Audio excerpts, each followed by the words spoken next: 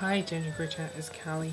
It's Saturday and this is going to be my last video. So the topic this week is genderqueer and body image, which is really pertinent for me because I really feel like since coming out as genderqueer and exploring that part of my identity, since coming out as genderqueer and exploring that part of my identity, I become massively more comfortable in my own body, and it's interesting because I thought for a while that it might be that I was no longer trying to live up to this kind of very gendered body ideal, but the thing is that I don't think I ever was trying to live up to that gendered body ideal. Of course, I do think that if you're genderqueer and you kind of make your own kind of custom built gender, then you can decide your own ideal of how you want to look.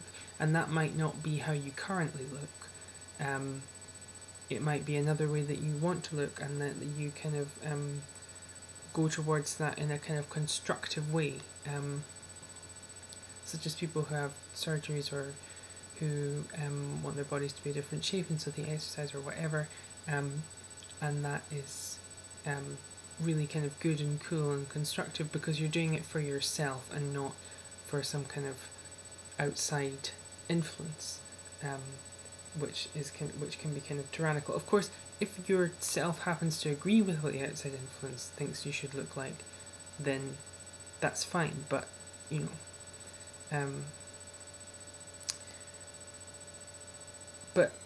I don't think I ever really was trying to live up to a gendered ideal, and I think rather that the reason that I was unhappy with my body before was that I was just kind of unhappy with myself, and I didn't, not that I was particularly unhappy with myself, not that I was kind of self-hating or anything, just that I didn't see myself, my body, my identity in that way as something that I could have fun with, as something that was there for my I recall feeling a lot of the time that I was just kind of, my body was just kind of a vessel for my mind to go around thinking the thoughts that I like to think. But it's not, it's looking how you want to look is as much a part of self-actualization as learning the things you want to learn and thinking about the things you want to think about. Because I don't think that we're brains in suits made out of flesh and bone, and I think that we're that it's more complicated than that, and that we that bodies are more to have more to do with the self than you might like to think. So I found it's been a meditation and an education, developing my kind of outward presentation. It was never something I'd paid a lot of attention to, and but I think in a way that was kind of good to go from well, I didn't care about my appearance, but to go from not thinking of my appearance as something that I had total control over to going to deciding that I was deliberately gonna do kind of unorthodox and big things with my appearance, because that was tremendously kind of liberating. And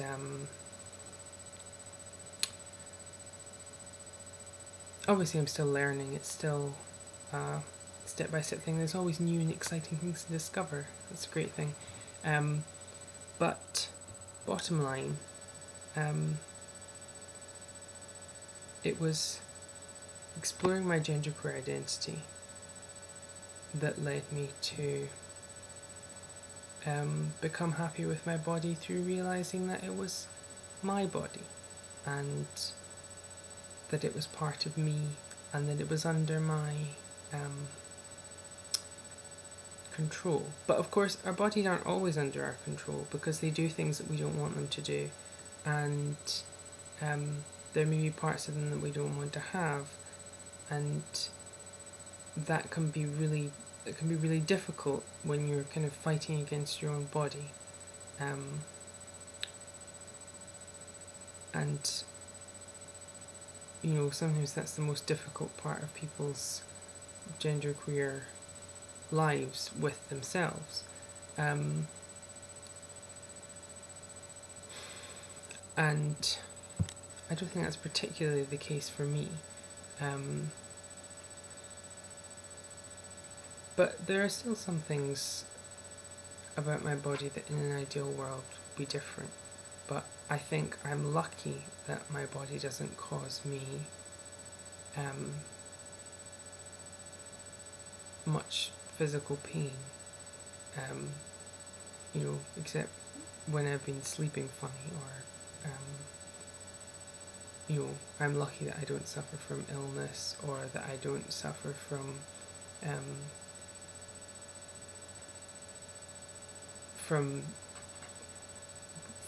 dysphoric feelings about my body particularly. I've discussed this in previous videos. I don't think I do suffer from gender dysphoria, but I do kind of suffer from discomfort about elements of my body.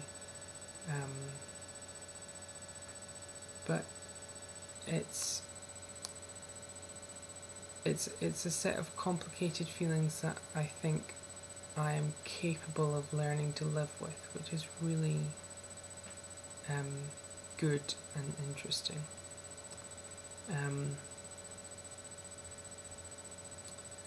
Would never have a simple life. I wouldn't wish a simple life on my worst enemy.